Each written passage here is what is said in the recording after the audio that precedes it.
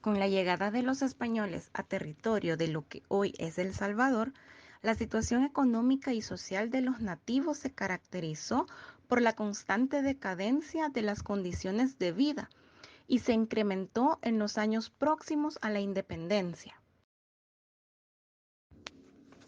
Tras la independencia de El Salvador, los gobiernos fueron propiciando la creación de un sistema desigual, el cual dejaba alejadas del progreso a las poblaciones nativas de los territorios del señorío de Cuscatlán.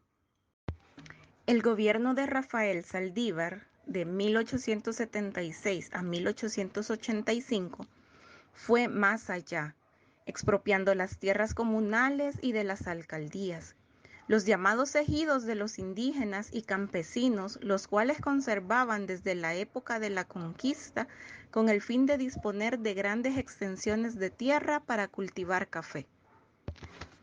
El 26 de febrero de 1881 se aprueba la Ley de Extinción de Comunidades. Se expropiaron en menos de un año el 40% de las propiedades comunales y el 73% de los ejidos. Es el momento en que comienzan las revueltas en Izalco, Atiquizaya, Cojutepeque, Santa Ana y otras que fueron reprimidas por el ejército, controlado por el gobierno que estaba formado principalmente por las familias de oligarcas, Dueñas, Regalado, Escalón y otros. Toda la población del occidente del país había perdido los ejidos, la tenencia de la tierra que era del bien común. Primero les quitaron las tierras bajas para cultivar añil y luego las lomas para el cultivo de café. Se sabe que en la zona del levantamiento habían unos 300 ejidos, los cuales por decretos fueron arrebatados para ser cultivados con café. Los dueños de las fincas les dieron lugar para vivir y los indígenas se convirtieron en siervos de la tierra. La bonanza del café permitió la construcción de ferrocarriles y comenzó la industrialización del país. Durante las 3 primeras décadas del siglo XX, el gobierno de El Salvador estaba dirigido por las oligarquías cafetaleras a través de la democracia liberal. Los movimientos sociales de los años 20, impulsados por el triunfo de la Revolución Rusa en 1917, desequilibraron el gobierno profundamente.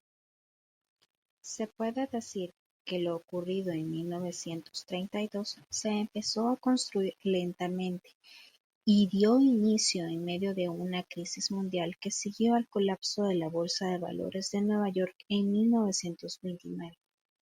Esta provocó que los precios de productos prescindibles como el café cayeran, que para entonces representaba más del 90% de las exportaciones de El Salvador.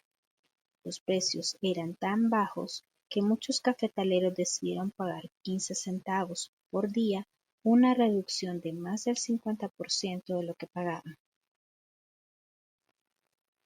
Además de las comunidades indígenas, habían otros agremiados asociados a sindicatos y asociaciones de trabajadores.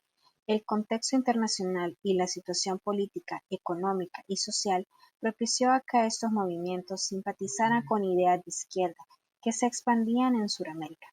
Es así como en 1930 fue fundado el Partido Comunista. Sus principales dirigentes, Mario Zapata, Alfonso Luna y Farabundo Martí, estudiantes de la carrera de Jurisprudencia de Ciencias Sociales de la Universidad de El Salvador.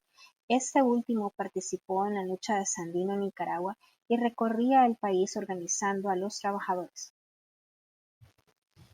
El 2 de diciembre, mediante un golpe de Estado, llega a la presidencia el general Maximiliano Hernández Martínez, quien enfrentó las presiones de los terratenientes y la población que exigía mejoras económicas. Para enero de 1932, en la prensa publicaban reportes sobre temores de levantamiento, y el mismo año, Monseñor José Belloso y Sánchez publicó una carta dirigida a los capitalistas, donde dejaba ver un peligro comunista si no se trataba a la gente con más justicia. La noche del 22 de enero de 1932, un número indeterminado de indígenas, armados con palos, piedras, corvos y machetes, se tomaron las plazas, calles y alcaldías principales del occidente del país. También asentaron las casas de los terratenientes y saquearon comercios locales. Los rebeldes descargaron su ira contra miembros de grupos de poder, alcaldes, cafetaleros, comerciantes y comandantes militares. Decenas de personas murieron víctimas de los asaltos. Las estimaciones más altas del número de muertos víctimas de la furia rebelde llegan al centenar. Algunos de los lugares donde se dieron los levantamientos como Santa Tecla, Colón, Izalco, Armenia, Novizalco y Huayúa eran lugares en los que se concentraba la población indígena y a la vez eran los lugares más golpeados por la crisis de la caída de los precios del café. La respuesta del gobierno fue rápida e implacable. En cosa de 3 días, las tropas del ejército, capaz de oponer sus ametralladoras al improvisado y escaso armamento rebelde, habían recuperado el control de todas las localidades que habían tomado los alzados en armas, y empezó una represión de proporciones sin precedentes. Dependiendo de quién haga el cálculo, la cifra de víctimas de la represión oscila entre 15.000 y 30.000. Nadie se preocupó por contar los cadáveres que se apilaban en los caminos, y 70 años después parece imposible llegar a un estimado totalmente satisfactorio. La respuesta del gobierno al levantamiento llevó a que se ejecutaran a los que encabezaron el movimiento. Farabundo Martí, Alfonso Luna y Mario Zapata. Fueron fusilados el 1 de febrero de 1932. También perecieron los otros dirigentes de la rebelión, Feliciano Ama, líder indígena de Izalco, y Francisco Sánchez, que dirigió el levantamiento de Huayúa. Durante los 13 años de dictadura que vivió El Salvador con la presidencia del general Martínez, se encuentran pocas menciones públicas de lo ocurrido. Nunca hubo una conmemoración pública, misas o algún monumento a las víctimas. El general había sido reelecto en 2 ocasiones, en elecciones impúdicamente fraudulentas. Había impuesto un partido único.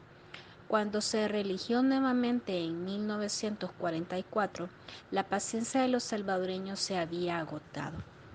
Su intervencionismo en la economía lo había alejado de las clases pudientes. Sus prácticas autoritarias resultaban cada vez más odiosas a los grupos medios modernizantes, y después de la masacre de 1932, las clases populares no estaban muy dispuestas en abrazar su reciente sesgo populista. El 2 de abril de 1944 fracasó una rebelión de oficiales jóvenes. El general respondió con una ola de fusilamientos para los oficiales y ráfagas de ametralladoras para los manifestantes que siguieron. Martínez abandonó el país en 1944. La salida del dictador no implicó un desplazamiento inmediato de la dictadura, pero después del golpe de Estado de 1948, que llevó el espíritu de 1944 al poder, se empezó a hablar de una nueva era. En la limitada producción histórica de la época de la guerra, se repite la simple versión del levantamiento de 1932 con la conformación del comunismo contra el Estado. Recordar los acontecimientos de 1932 y la necesidad de dar un significado indica que la forma de revisarlos, de cambiarlos, hace referencia a una gran tragedia nacional. La matanza cambió radicalmente la política de El Salvador y siguió alterando la visión de realidad salvadoreña.